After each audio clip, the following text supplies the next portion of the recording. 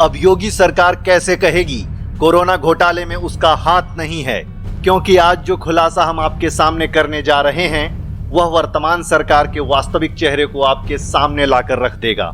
UP सरकार ने medical उपकरण खरीदने के लिए एक कॉरपोरेशन बनाया था, Uttar Pradesh medical supply corporation. इस कॉरपोरेशन के द्वारा कोरोना महामारी के इस भीषण संकट काल में भारी भ्रष्टाचार का मामला सामने आया है। जो थर्मामीटर बिना किसी मोल भाव ऑनलाइन 1800 रुपए में उपलब्ध है, उस थर्मामीटर को योगी सरकार ने पूरे 5200 रुपए में खरीदा है। जो ऑक्सीमीटर ऑनलाइन साइट पर 800 रुपए में उपलब्ध है, उसे योगी सरकार ने 1300 रुपए के भुगतान पर खरीदा है। आज प्रदेश की जनता कोरोना महामारी से मर रही है, शमशान में लाशें बिछी हैं, लेकिन उत्तर प्रदेश सरकार के मुखिया योगी जी भ्रष्टाचार करने में जुटे हुए हैं। योगी सरकार का यह घोटाला करगिल के ताबूत घोटाले की याद दिलाता है, कोयला घोटाले की याद दिलाता है।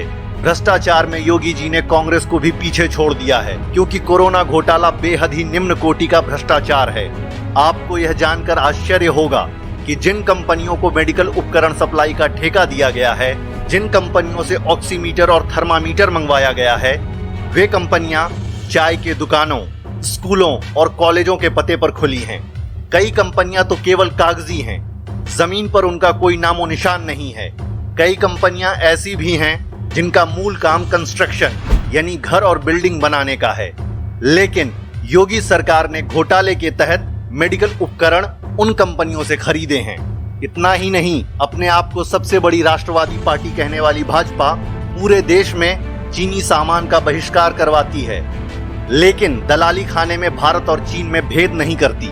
सरकारी वेबसाइट जेम पोर्टल पर एक भारतीय कंपनी द्वारा बनाई गई हेमेटोलॉजी एनालाइजर की कीमत 1,45,000 रुपए दर्ज है, लेकिन उसी हेमेटोलॉजी एनालाइजर को योगी जी ने चीन से पूरे 3,30,000 रुपए के भुगतान पर खरीदा है, वो भी एक दो नहीं बल्कि सैकड़ों हजारों की तादाद में।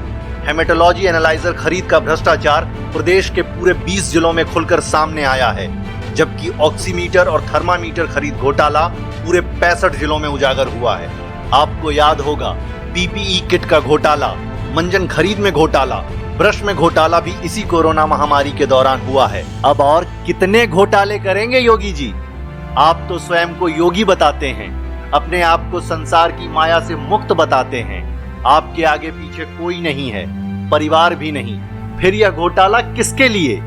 किसके लिए इतना धन इकट्ठा कर रहे हैं? इतनी बेईमानी क्यों कर रहे हैं? जनता मर रही है और आप लोग ऐसे संकट काल में आपदा में अवसर तलाशने की कोशिश कर रहे हैं। इस सरकार के असली चेहरे को पहचानिए और इसके खिलाफ मिलजुल कर आवाज लगाइए।